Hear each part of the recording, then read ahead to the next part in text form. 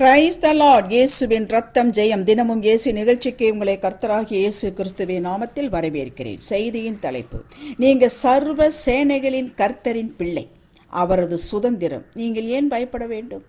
ஆதார வசனம் யோவான் 17:12. நான் அவர்களுடனே கூட உலகத்தில் இருக்கையில் அவர்களை உம்முடைய நாமத்தினாலே காத்து கொண்டேன். நீர் எனக்கு தந்தவர்களை காத்து கொண்டு வந்தேன். வேத வாக்கியம் நிறைவேறத்தக்கதாக கேட்டின் மகன் கெட்டுப்போனேன அல்லாமல் அவர்கள் ஒருவரும் கெட்டு போகவில்லை. இது வசனம். தேவ ரட்சிப்பை பெற்றவர்கள். உங்களுக்கு ஒப்பானவர் யார்? ரட்சிப்பை பெற்றவர்களுக்கு ஒப்பானவர் ஒருவரும் இல்லை. ஆங்கிலத்தில் இதை சேவ் என்கிறார்கள். இதன் பொருள், பாதுகாப்பற்று அனாதையாய் கிடந்த நம்மை இயேசு தமக்குள், தமது வளையத்திற்குள் எடுத்துக்கொண்டார், இடம் கொடுத்தார் என்பதாகும். ஒருவனும் உங்களை தொட முடியாது. நீங்கள் பயப்பட வேண்டாம். எதை குறித்தும், எவரை குறித்தும், எதை காரியத்தை குறித்தும் பயப்பட வேண்டிய அவசியமில்லை. நீங்களும் நானும் அடைந்த ரட்சிப்பை என்னும் பரிசு பொட்டலத்தை பிரித்து பார்த்தால் அதில் தேவ பாதுகாப்பு, ஆசீர்வாதம், சுகம், பெலன், ஞானம், சத்துவம், உறவு, இன்னும் இம்மைக்கும் மறுமைக்கு வேண்டியது அடங்கி இருக்கிறது.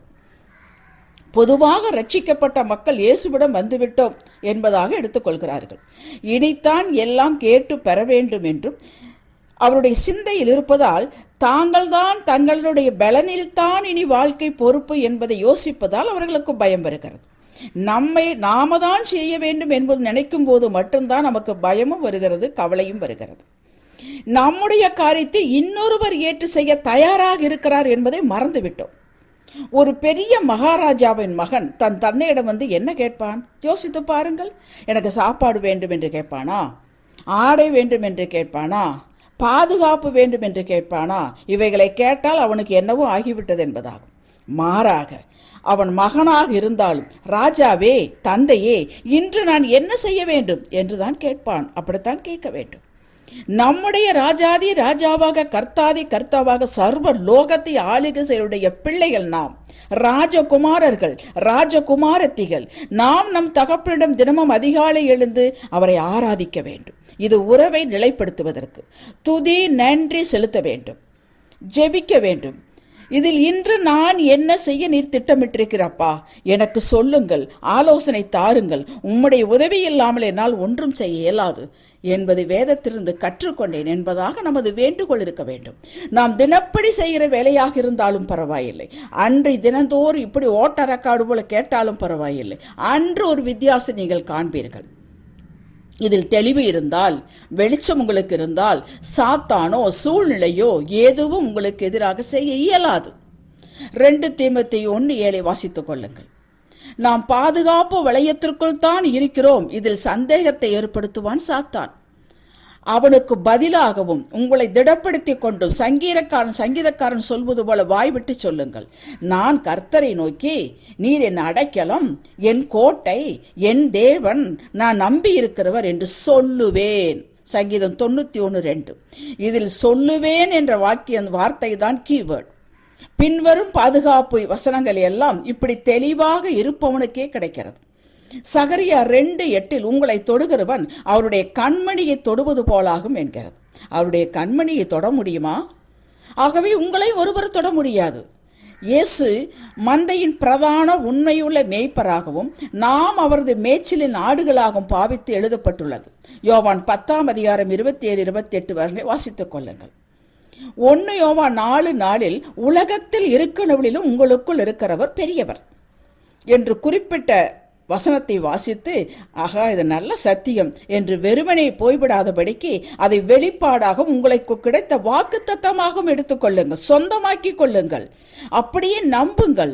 விசுவாசித்தவளே பாக்கியவதி, கர்த்தராலே இவளுக்கு சொல்லப்பட்டவைகள் நிறைவேறும். லூக்கா 1:45. உங்கள் வாழ்வு நீங்கள் எதை நம்புகிறீர்களோ அதைத்தான் பிரதிபலிக்கும். பயம் நிறைந்த, கவலை நிறைந்த வாழ்க்கையை நீங்கள் வாழ்ந்து கொண்டு பின் என்னதான் தேவ வசனத்தை கூறினாலும் தேவனுடைய பாதுகாப்பில் உங்கள் நம்பிக்கையற்ற நிலையத்தான் நிரூபிக்கும். இதைத்தான் தேவன், அவர்கள் வாயினால் என்னை கிட்டி சேர்கிறார்கள், அவர்கள் இருதயமோ எனக்கு தூரமாயிருக்கிறது என்கிறார். இவர்களைத்தான் பற்றி சொல்கிறார்.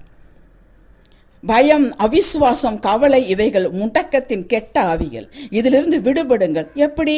இயேசுவின் நாமத்தில் வெளியேற்றுங்கள். ஆவியானவர் உதவி செய்வார். உடைய நம்பிக்கையின் அரணுக்குள் திரும்புங்கள். பாதுகாப்பு வார்த்தையை பேசுங்கள்.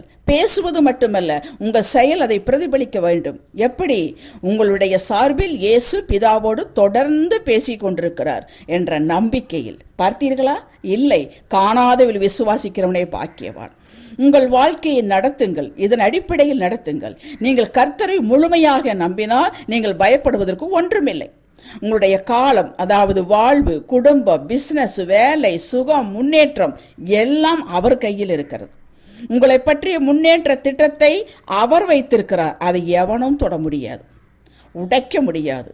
உங்களை சில அனுபவங்கள் உடை நடத்துகிறார். இது மாறும். பாடம் கற்றபின் உங்களுக்கு என்று வைத்திருக்கிற திட்டம் மாறாது. அது வந்தே தீரும். ஆமேன். வாருங்கள் ஜெபிப்போம். அன்பு இரட்சகரே, கிருபையின் ஆண்டவரே, இந்த பயம், கவலை என்ற ஆவியிலிருந்து இன்று விடுதலை தருவீராக. இந்த செய்தியை யாரெல்லாம் கேட்டுக்கொண்டிருக்கிறார்களோ இப்பொழுது ஆண்டவரே, அந்த பயத்தின் ஆவியிலிருந்து, கவலையின் ஆவியிலிருந்து, முடக்கத்தின் ஆவியிலிருந்து, செயல்படாத ஆவியிலிருந்து விடுதலை உண்டாவதாக இயேசுவே நாமத்தில். நீர் அவர்கள் தகப்பன் என்றும் அவர்களுக்கு உயர்ந்த திட்டம் வைத்திருக்கிறேன். பூமிக்கு வானம் எப்படி உயர்ந்திருக்கிறதோ அவ்வளவாய் உடைய திட்டம் உயர்ந்திருக்கிறது என்பதை இன்று புரிந்து கொள்வார்களாக. வெளிப்பாடாக கிடைக்கட்டும் சுவாமி. இன்று என்ன செய்ய வேண்டும் என்பதை கற்றுக் கொடுங்கள். பலப்படுத்துங்கள். பலப்படுத்தின் ஆவியினால் பலப்படுத்துங்கள்.